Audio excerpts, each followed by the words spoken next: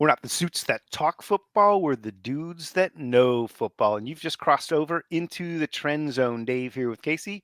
We are the football dudes. Are you ready, brother? Yeah, this last day of January 2024, I'm ready. Let's Ooh, go.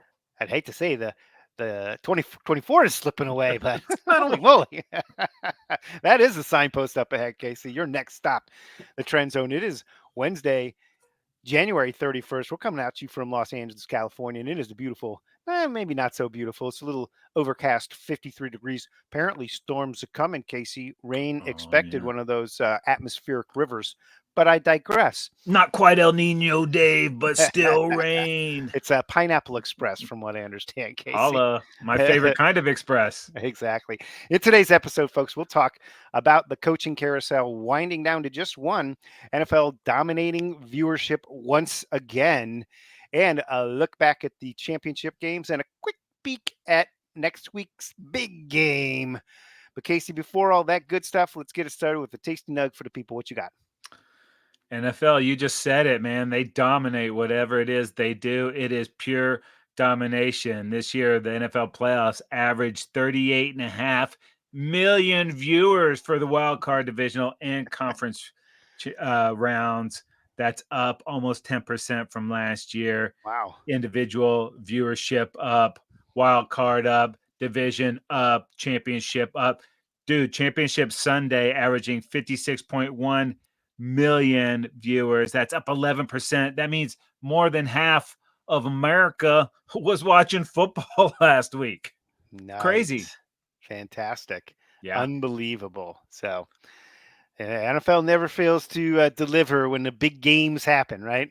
Yeah. People And are speaking of dialing that, in. Dave, I have a Northern California nug to add to the Oh, collection. delightful. Yeah, the 49ers, they did get the big win. We'll talk about that in a little bit. But with that win, Brock Purdy now has 4 playoff wins for his career, second most in NFL history for a player in their first 2 seasons. And he could tie Big Ben Roethlisberger if they happen to beat those Chiefs in the Super Bowl. And now Purdy's got 1 win against every NFC team that made the playoffs, which makes him the first QB to do that since another signal caller for the 49ers. I don't know if you know this guy or not, Joe Montana. All right. Big Sky Joe, Casey. Former That's right. And Dome. I can't leave an AFC game without a nug, Dave. If I'm distributing nugs, you can't leave Okay. anybody out. So Fair. the Chiefs, they scored 0 points in the second half of the AFC Championship. They're the first team since 2010. More Pittsburgh Steeler action from 2010 to go scoreless in the second half of an AFC title game and still win. Pretty convenient that the other team Chiefs. did not score enough points to pass them. Yeah. They just sat there and let it right out. Okay, folks. Trend Zone available for subscription. Spotify, Apple Podcasts, Google Podcasts, Amazon Music, wherever you get your podcasts. Go subscribe now, please. Thank you. Pleasing to thank you. All right, Casey. Moving to the top trending stories. Woo! Got it out. It's been out of control. Good job. You brought it back. Yeah, Dave. You mentioned that we're down to 1 seat on the coaching carousel. And I know the one that you are most stoked about getting filled is right here in Los Angeles, our Los Angeles Chargers, Dave. That's right. We talked about Jim Harbaugh coming to the Chargers in last week's show, but since then it has continued to blossom. We speculated Jesse Minter, the defensive coordinator, was coming with him. He is coming with him. He's got himself a job there for the Chargers. The Chargers also have their new general manager, and it is former Ravens director of player personnel, Joe Ortiz. Ortiz, having worked with the Ravens for his entire career. He joined the team in 98 and ascended up through the ranks. He has been in his current role, I believe, player personnel director since 2019. This dude has been associated with one of the top drafting teams for the last quarter century. Hello, Chargers nailed this one. Yeah, the Ravens are known for dominating the draft. They have every year the most drafted players still in the NFL, regardless if they're on the Ravens or not. Just a model of consistency there. So that's one thing the Chargers haven't had. Now you're getting one of the best coaches one of the best D coordinators, and a great player personnel guy. Looks like everything is trending up for the Chargers. Just need an OC to get the job done. We need somebody to sign on the dotted line. So we'll see what happens there. All right, Casey, up next, it is the Washington Commanders. What's the deal with that? Yeah, the Durs. Nobody wants that Durs job. They had their sights set on a couple young hot coordinators. Those guys ended up staying put. One name out there that's interviewed with these guys a couple of times, Dan Quinn, the defensive coordinator of the Dallas Cowboys. But they are running out of options there in Washington. I don't think they got any of the people that they really coveted. So, new ownership, same Durs. Yeah, plenty of money. Nobody wants to take it. So we'll see what they end up with. At this point, a lot of coaches are being snatched up by all these other organizations that are building their coaching staffs while the Washington FTs are sitting around trying to figure out what's going on, man. They're losing out. Casey, another team, though, that has found their guy, it is the Atlanta Falcons. They're pretty stoked right now. Yeah, dude, Raheem Morris, he's coming over from our Los Angeles Rams. He's also going to bring Zach Robinson as the offensive coordinator. Raheem Morris, one of the youngest coaches ever when he got elevated early on. He's been with Coach McVay for the last few years, so you know what that does for the hiring process. It moves you right up to the top. Stoked for Morris to get another opportunity here. I expect big things out of him. Yeah, very exciting. He was a dude that was pretty clearly ascending in this off season and one of the top candidates. So congratulations to Atlanta. And of course, he was there previously in an interim role, and he did pretty well there. So Yeah. give him credit. So they got their guy. Casey, moving on, another team that's pretty excited right now. I would say is the Seattle Seahawks. Oh, totally stoked, dude. This is a home run. They're getting Mike McDonald. Whew, that Not, defense. yeah, not the singer from the Doobie Brothers. No, the Ravens defensive coordinator. Ravens, uh, great defense this year in a Yeah. number of categories.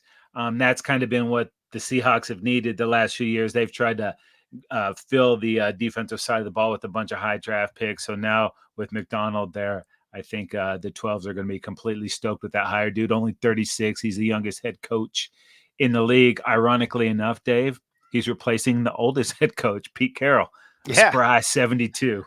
Right. I cut the age in half, and I believe I'm going to do the numbers on this one, but Yeah. holy Yeah. moly, man. You can have two McDonald's for the price of a Carroll.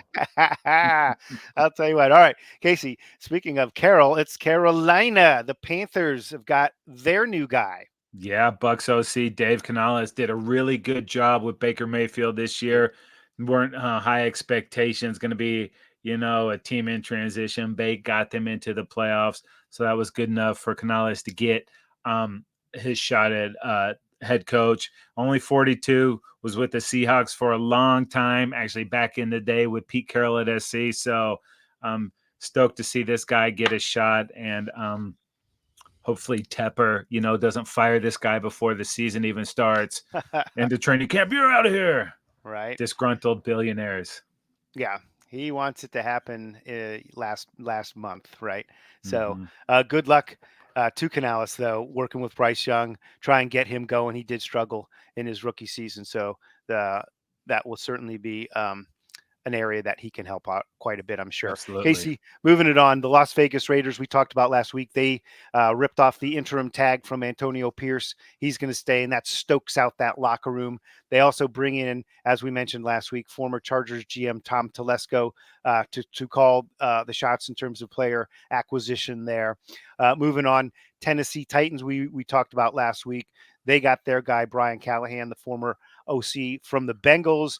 And we talked also last week about the Patriots bringing in their own guy from within, Gerard Mayo, the heir apparent, replacing the legendary Bill Belichick, Casey. But that's not all the information we've got. It's an unbelievable slew of coaching moves here at this point in time. The Eagles are pretty excited and having moved things around quite a bit in the last couple of seasons. Yeah, and there was speculation of this move last week. They made it official. They bring over Vic Fangio to be their defensive coordinator. That defense was a sieve the back half of the season for the Eagles. Just got wrecked. So Fangio's gonna for an old guy. He'll breathe some new life into it. And on the other side of the ball, they're bringing in Kellen Moore. He was with the Cowboys for a while with the Chargers last year with Harbs coming in. It was time for Moore to go. Yeah. So it'll be weird seeing Kellen Moore on that other side of the field there when we do battle with those stinking Eagles. But we'll see what happens. The rap on him was he didn't run enough, couldn't get the run game going with the Chargers last week. They have to be able to run the ball up there in Philly, especially with Jalen. He's gonna. So it'll be interesting to see what kind of offense he brings in there. The word when he was with Dallas, too many decisions between what the receivers and the quarterback saw and what was going to happen created a lot of interceptions. I don't know if this is the best fit for Jalen Hurts. We're going to find out next year. Yeah, we'll see. And Kellen Moore, when he was successful there with the Cowboys, had a pretty sweet offensive line. Last year, the Chargers looked to have a good O-line going into it. When Corey Linsley went down in week 3, and now he's retired, unfortunately, they really struggled, and I think that impacted his ability to succeed. Now he gets a chance to work with a pretty solid offensive line there. In Philadelphia. So we'll see what he can do with the talent they have there. They've got some talent for sure. All right, okay, so moving along to our next team that is in transition here. It is the Patriots, and they've got some new blood.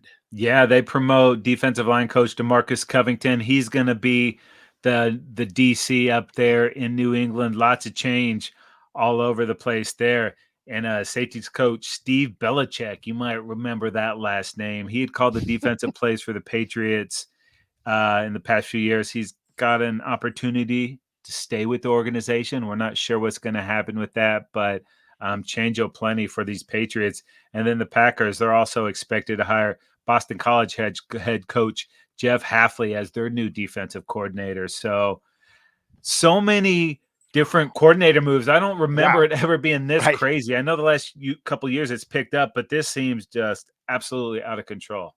Yeah, without a doubt, it seems like the most coordinators, offensive and defensive coordinators ever in an off season. But I know we normally get upwards of 7 new head coaches. So that's kind of following the trend. Yeah. And obviously they come with, generally speaking, obviously new OCs and DCs, but it just seems like, this is an extreme quantity of changes here with a lot of these teams. But you know what? Some teams didn't change things, Casey. Some guys decided to stay put. Yeah, a couple hotshot coordinators that we thought were guaranteed to get new gigs. They decided to stay with their teams. Bobby Slovic, he agrees to a deal to stay with the Texans, likes that offense over there. He got a significant raise. CJ Stroud, he's over there. So I don't see a real reason to leave when you can, kind of develop with this guy and extra money. Doesn't hurt when you get that. And then Ben Johnson, maybe the hottest commodity out there. They had to wait till the Lions season finished before he could step out. And he decided, you know what? I'm going to stay here. He likes what's going on in Detroit. So 2 of the biggest names, they are going nowhere, Dave. Yeah, and I think one of the main situations was they've got a quarterback where they are, and they're kind of fresh onto the scene with their newfound success, really, relatively speaking, for each of these candidates in Slowick and Ben Johnson. And, I think you want to establish yourself as a legitimate and then call your shot later. Yeah, and it used to be like, oh, you have to jump at a head coaching opportunity. They never come around. That's not the case anymore. You just said it. 7, 8 is the norm every year. That's 1/4 of the league pretty much. So these jobs do come around. So establish yourself and really be ready for it rather than taking, maybe the mojo off of one season if you're not ready. So I think it's the long play with those guys. Now, maybe if the Chargers gig was open, these guys would have been clamoring, but definitely. Yeah, definitely. But I think they both made the right move. I like that both of those teams and the direction they're headed right now. Neither of those guys have to deal with everything. They just get to focus on what they're doing on the offensive side of the football. And I think that's going to work out well for them in the long run, as they're both young coaches that are obviously ascending. Yeah, and being a coordinator in this league is still a totally killer gig. You know what I mean? Like, no question. And once you become a head coach, There's no guarantee that you'll ever have like any longevity there or Mm-mm. that you'll ever get another shot at a head coaching gig. So make sure when that the grass isn't always greener. Let's just Yeah. put it that way. Super Bowl winning coaches get fired all the time. Speaking of which, Casey, there are a couple of Super Bowl winning coaches that are out there looking for work. Yeah, shockingly, Bill Belichick is still there. Pete Carroll, he was supposed to have a role within Seattle. I'm not sure that he really wants to settle into that. We'll have to see how that plays out. And then Mike Vrabel out there too. So starting to feel like maybe these cats are just going to sit out this year, recharge the batteries, and take a look at the potential of some jobs that might open up next year. We know there's going to be 7 or 8, and one of those jobs, depending what happens with my Cowboys, could be that down there. And Jera, you know how he loves to pour gasoline on stuff. He said, "Oh, I could definitely get along with Bill. We get along great. He's a great coach." So maybe that lights a fire under Big Mike's butt as well. So these guys aren't rushing into anything, which I understand. So we'll see what's happened. Maybe if the Durs throw a shit ton of money at one of these guys, they go, but I don't think so. What about if the Durs, as you like to call them, bring in your boy Dan Quinn, and there's a defensive coordinator position available for one of these dudes on a rental scenario or maybe a one and done for any of these defensive geniuses in Belichick, Carroll, or Vrabel to be on that side of the football for the Cowboys? I think the shadow from Bill is too great, and that would probably cause so much animosity there. And can you imagine the Cowboys come out and lose 2 games? They would be burning effigies in Big Mike's front yard trying to Yeah. get him out of there. Can we Maybe get Vrabel Mike could slide in. McCarthy out of here Yeah. fast enough? No. Yeah, so it depends what kind of fires you want to light, but Yeah.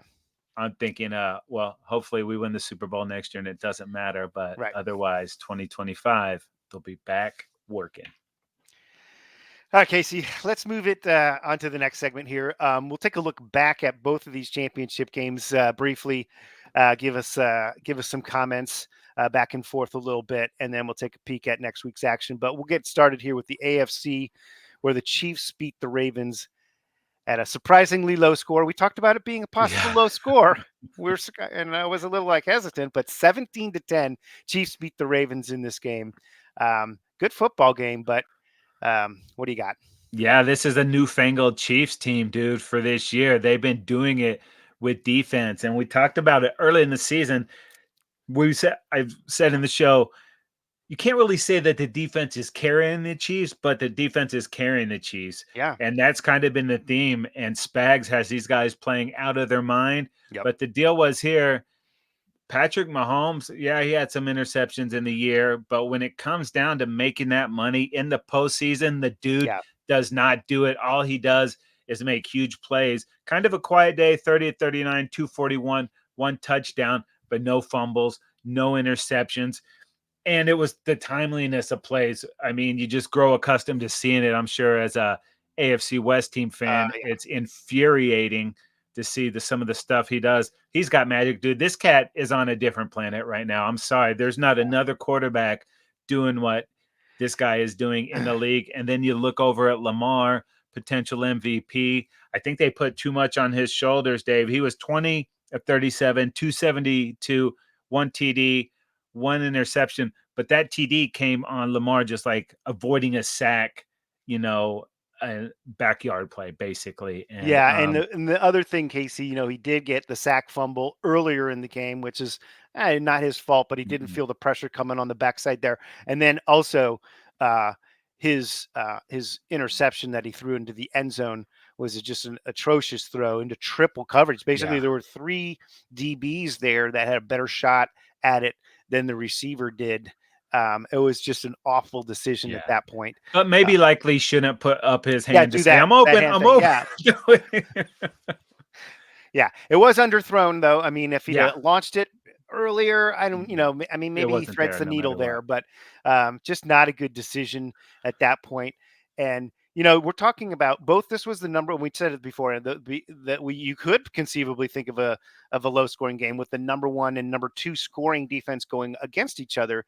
But we knew on the Ravens side that they were the top rushing team in the league, Casey, and that just didn't pan out. No, dude, and I don't know why they got away with it. Why do these guys get too cute in the playoffs? You mentioned the number one rushing team in this game, 16 carries for 81 yards. Lamar had 8 of those carries for 54, which is pretty good.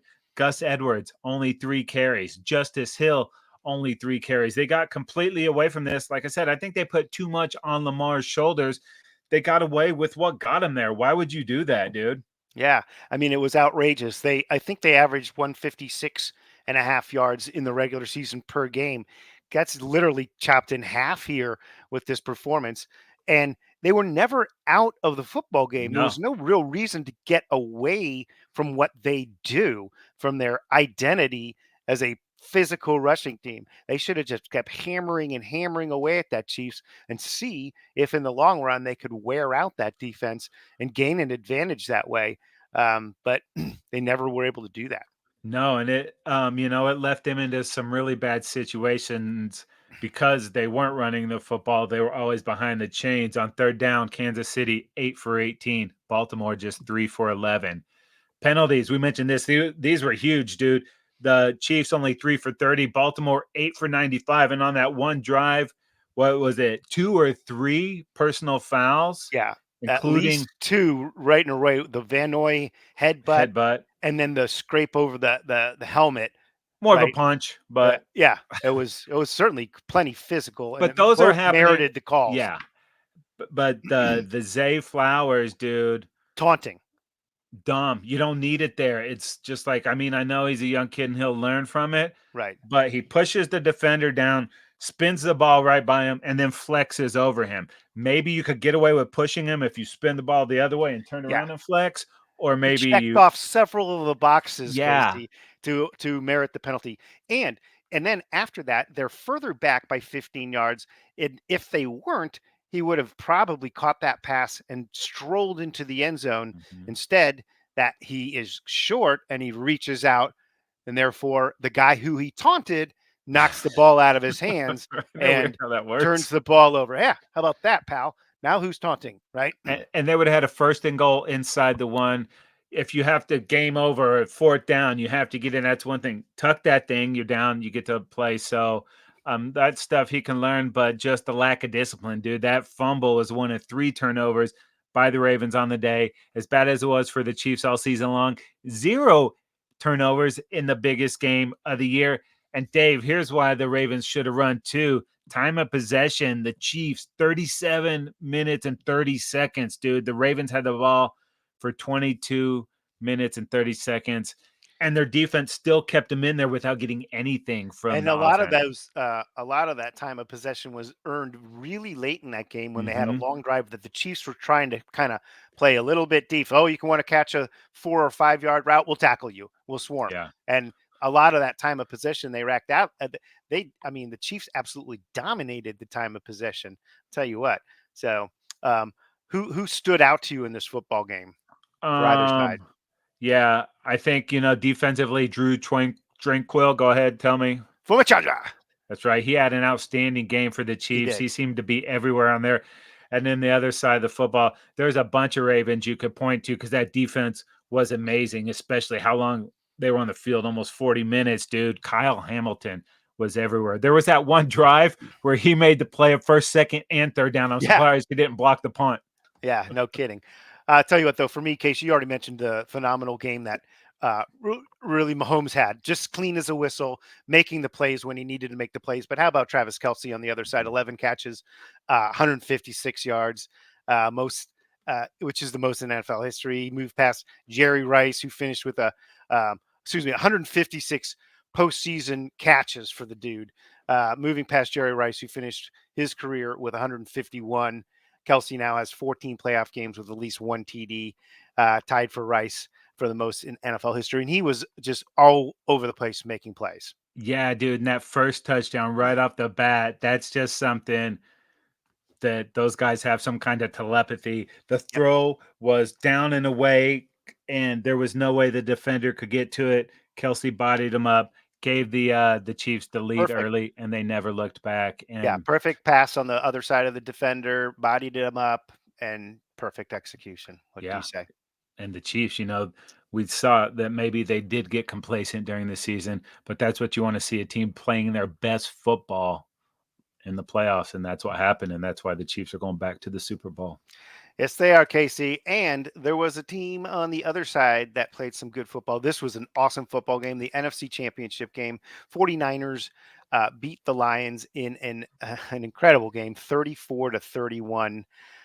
This was a tale of two halves, perhaps. Yeah, the Niners trailing 24-7 at the halftime before rallying back. 17-point comeback, the largest comeback from a halftime deficit in conference game history. And that win over the Lions was the 38th playoff victory for these 49ers. That's the most by any team in the NFL. And now the Lions have lost 14 straight road games against the 49ers, the longest Yeesh. active streak in the NFL. And the Lions haven't beaten the 49ers in San Francisco since 1975. Wow. Yeah. Oof. Boy, I hate those kind of records. But Casey, you mentioned it. 49ers looked like they were being beaten and beaten badly in the first half when they were losing that thing at the end of the first half, 24-7. And, you know, for whatever reason, right at the end of the first half, the Lions were up by 14, real close to the end zone, decided to go ahead and kick a field goal and go up by 17. It felt like a commanding lead at that point in time.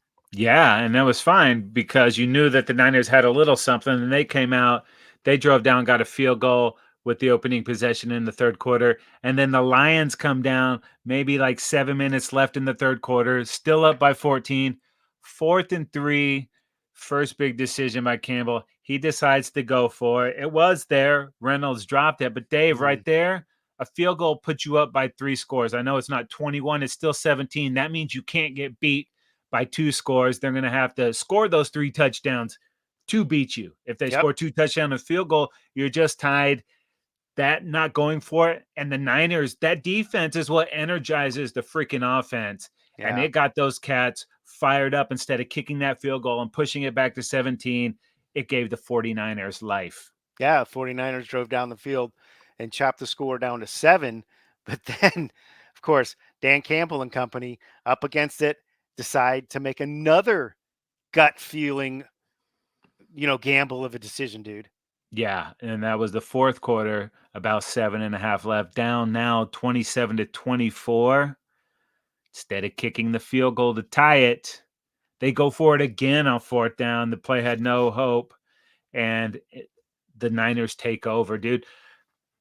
Fourth quarter, maybe 12 minutes left, you can do that. But when you're at a possibility of not getting the ball back, if you don't tie it up there, you're going to lose. Yeah. And I know that's his MO, but the football gods gave him a preview in Dallas when he was too stubborn to take the damn point. They went for 2, they didn't get it. Backed them up, they went for 2, they didn't get it.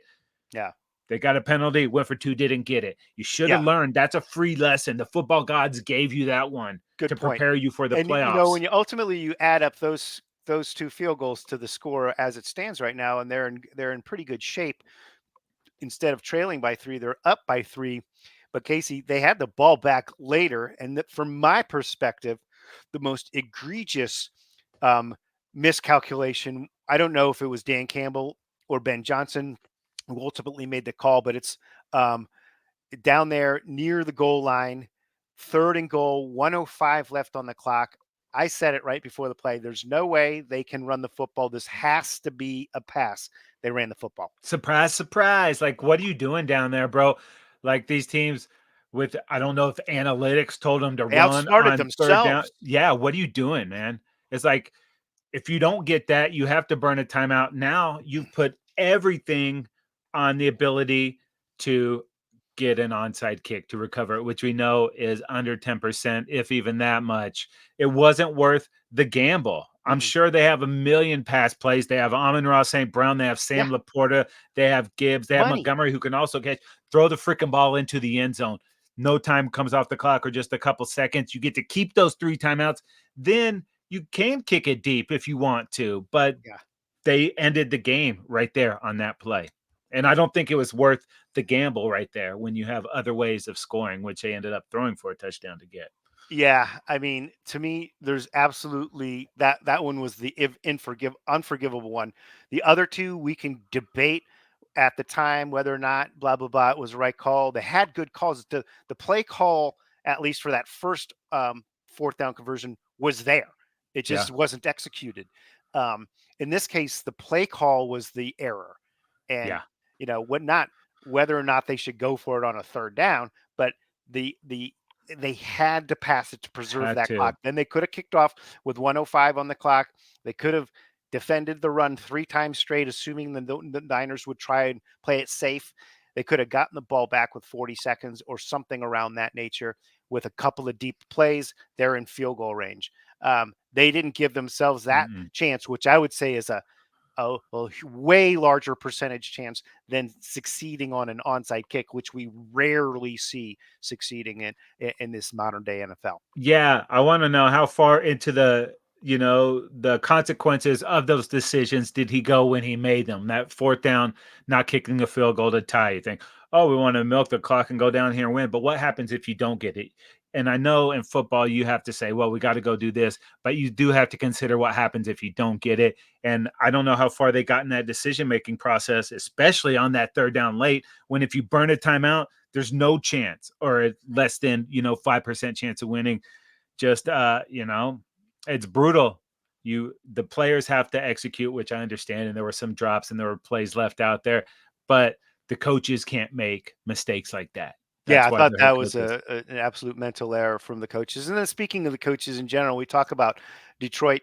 They, how they dominated the first half. They had 29 carries, 182 yards, and 3 touchdowns in that game, but only 6 of those carries for 34 yards in the second half. And you give credit to the 49ers defense. They're making adjustments. They're doing what they want to do on the other side to try Mhm. and stop that running game that they were losing to in the first half. But from the Detroit's perspective, you got to stay with the things that are working also. You got to find a way to carry it more than 6 times in the second half of a football game. And when you're nursing that lead, which could have been 17, you run, if nothing else, that's taken 2 or 3 minutes off of the clock. Yeah. Then it's a numbers game. You're still up by 17. Keep Yep. running the football. They're running out of time to get those 3 possessions in a game where I don't know, most teams probably had like 10 or 11 possessions total. You start doing the math and they're running out of time. Yeah, you Just can take a possession away from them, and if you've mhm. scored those extra field goals along the way, they need those possessions. They need every possession. And you're putting that pressure back on them instead of keeping it on yourself. Yeah, So I mean, after when they fumbled the football after it was they chopped the lead from 14. The Niners chopped it from 14-7. Practically immediately, they choked up and fumbled the football. It was I think the running back went the wrong way, yeah. Gibbs, and next thing you know, the ball was jarred loose. I mean, it was within a matter of minutes they had a 14-point lead evaporated, and it was a tie game, and suddenly they were the team in panic mode. Yeah. And, we talk about all the time negative plays will get you beat more than positive plays will help you win. And it Without a helps to doubt. have a little luck. The Ayuk catch off the face Oh, mask yeah. should have been 2 interceptions dropped instead. One of those turns into a huge play for the Niners, but that's also being ready for your moment. So, Yeah.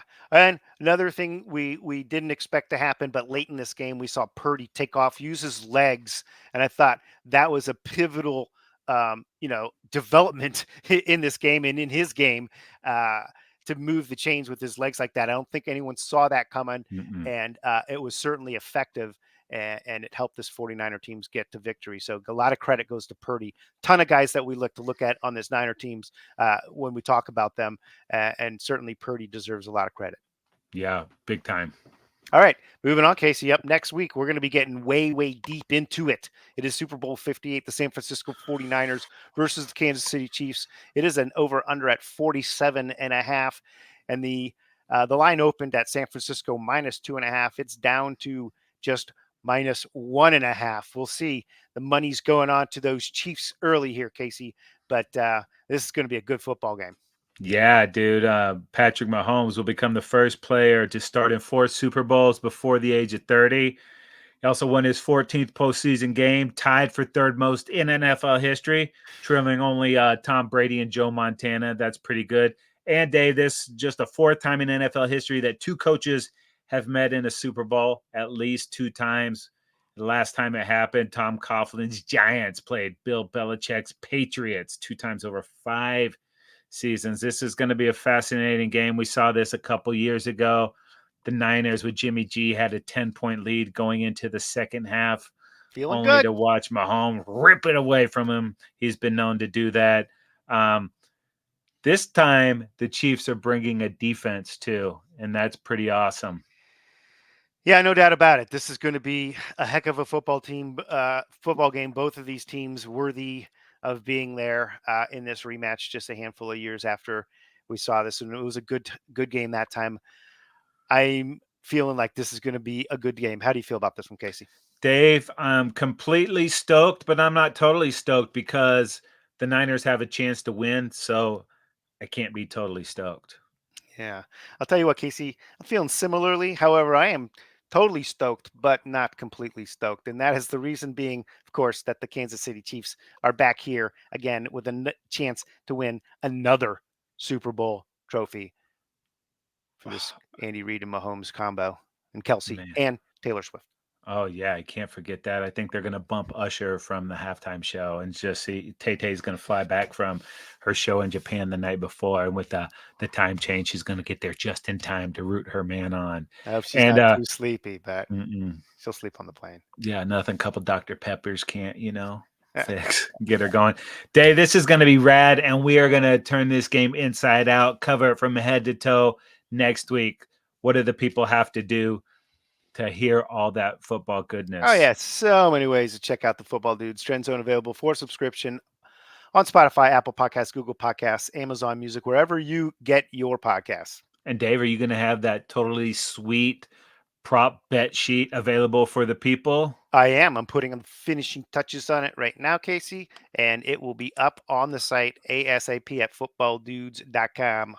And we want to remind you guys, subscribe to our YouTube channel, like us on Instagram and Facebook, and follow us on Twitter at Football Dudes LA, and tag us across all social media platforms. And go check out that Super Bowl prop sheet. It's going to be a lot of fun. It's footballdudes.com. It's all there for you.